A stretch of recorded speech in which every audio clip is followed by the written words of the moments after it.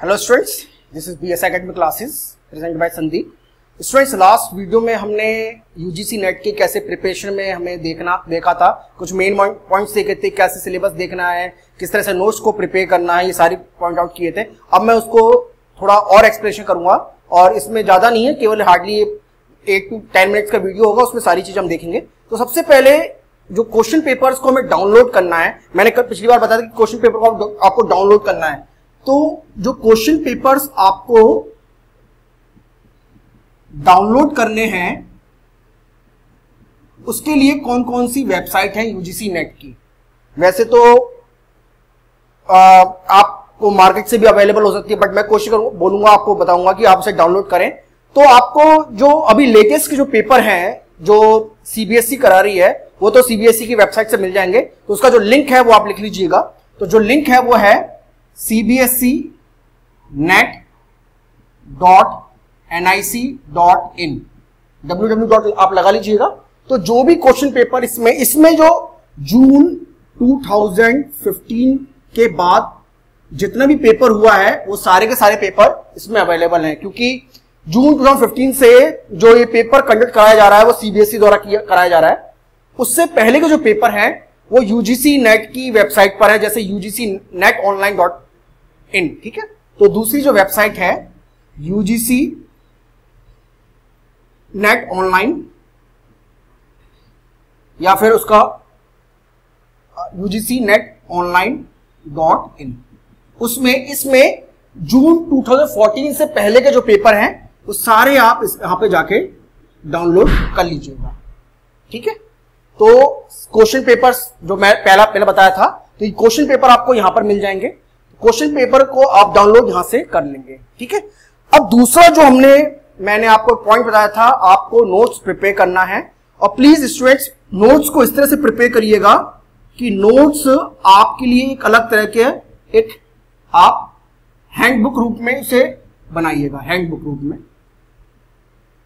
और ये हैंडबुक आपको बहुत इंपॉर्टेंट रोल प्ले करेगी जब आप इसको रिवाइज करेंगे लास्ट मोमेंट में, और आखिरी के 15 से 20 दिन में ये आपके लिए बहुत ज्यादा रोल प्ले करेगा। हैंडबुक आपकी एक भी हो सकती है, या फिर आप चाहें तो आप अपने सब्जेक्ट के अकॉर्डिंग बना सकते हैं। जैसे मैं एग्जांपल लेता हूं कंप्यूटर साइंस का।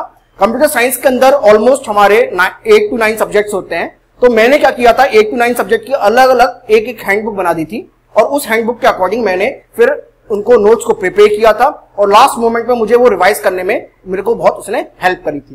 तो क्वेश्चन पेपर डाउनलोड करेंगे और उनके अकॉर्डिंग हम उनके नोट्स को प्रिपेयर करेंगे, ठीक है। तो ये तो बात थी हमारी पेपर्स के बारे में, नोट्स को बनाने में।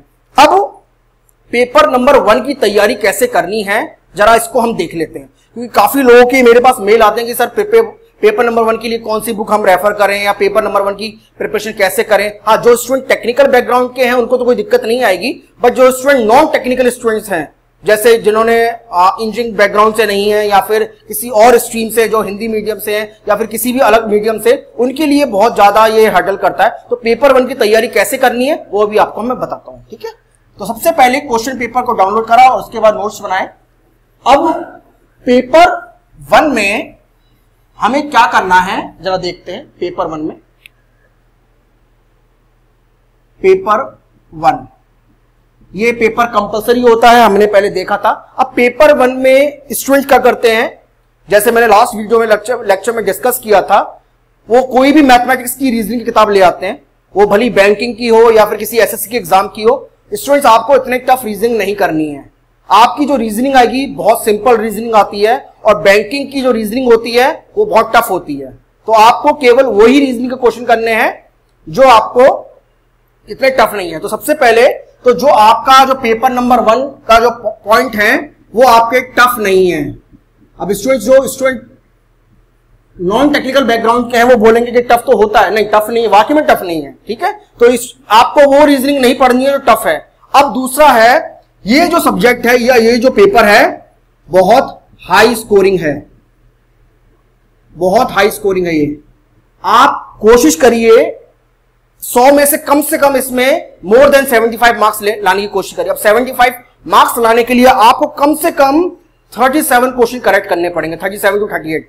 और स्टूडेंट ध्यान रखिएगा, जितने क्वेश्चन आप इसमें करेक्ट करेंगे उसके लिए उतना आप कट ऑफ के पास पहुंचेंगे। तो काफी बार तो मेरे भी इसके अंदर 85 से ऊपर नंबर आए हैं, मैंने इतनी बार पेपर दिया है तो 85 तक नंबर इसमें आए हैं, और 85 से ऊपर भी बहुतों के मैंने मार्क्स देखे हैं। तो आप जितना अच्छा स्कोर कर सकते हैं पेपर नंबर 1 में उतना करिएगा, क्योंकि ये पेपर वाकई में टफ नहीं होता। थोड़ा सा बैकग्राउंड आपको अपना स्ट्रॉन्ग करना है, उसके बाद ये बहुत अच्छा रोल प्ले करेगा आपके लिए। और सबसे पहले इसके अंदर क्वेश्चन जो होते हैं रिपीट होते हैं, रिपीट इन द सेंस कि उसी तरह के क्वेश्चन आएंगे आपके। तो आप क्वेश्चन पेपर डाउनलोड करने के बाद उनको पहले सॉल्व करिए, उनको फिर देखिए कैसे कैसे मैंने इन क्वेश्चन को सॉल्व किया है, ठीक है। और पेपर नंबर 1 की जो कौन कौन से टॉपिक में कौन कौन सा कितना पार्ट आता है मैं आगे लेक्चर में इनको आपको बताऊंगा। और प्लीज स्टूडेंट किसी बुक को रेफर ना करें, डोंट फॉलो एनी बुक। बहुत सी मार्केट में आ रही है, मार्केट में अब मैं क्यों फॉलो ऐसा बोल रहा हूं कि बुक को फॉलो ना करें। सबसे पहली बात तो यह है उनका जो एक्सप्लेनेशन होता है और जो उनमें आंसर दिया होता है एकदम रॉन्ग दिया होता है, बहुतों में रॉन्ग दिया है। ऐसा नहीं कि सारे क्वेश्चन रॉन्ग हैं, बहुत से क्वेश्चन रॉन्ग होते हैं, उनको आप रॉन्ग एक्सप्लेनेशन में उसको जब स्टडी करेंगे तो जब स्टडी करेंगे तो आप उसका जो एक्सप्लेनेशन अपने लिए आप उसे याद कर लेंगे, देख लेंगे, और जब आप पेपर में करेंगे तो हो सकता है आप उसका गलत आंसर को टिक कर दें। तो सबसे पहले आप जो यूजीसी नेट की जो की आती है उस यूजीसी नेट की की को डाउनलोड करें।